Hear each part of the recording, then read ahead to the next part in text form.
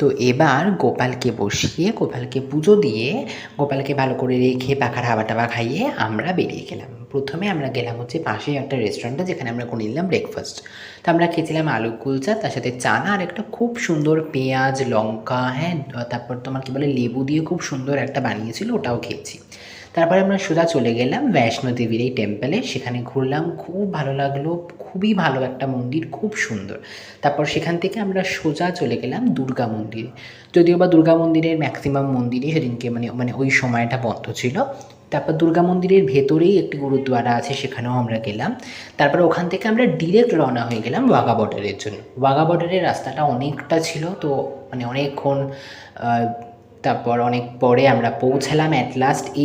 মানে এই দৃশ্যটা দেখার পর সত্যি এত মানে গায়ে কাঁটা দিয়ে ওঠার মতো একটা দৃশ্য, যেখানে মানে আমার একদম পাশেই ইন্ডিয়া পাকিস্তান বর্ডার এবং পরিষ্কার দেখা যাচ্ছে পাকিস্তানের ওই দিকটা, এবং মানে এত সুন্দর দেখলাম। আমি কোনো রকম আর ভিডিও শেয়ার করছি না, বিকজ তোমরাও যাবে, তোমরা গিয়ে নিজের চোখে মানে তোমরা দেখবে, তাহলে আরও ভালো লাগবে।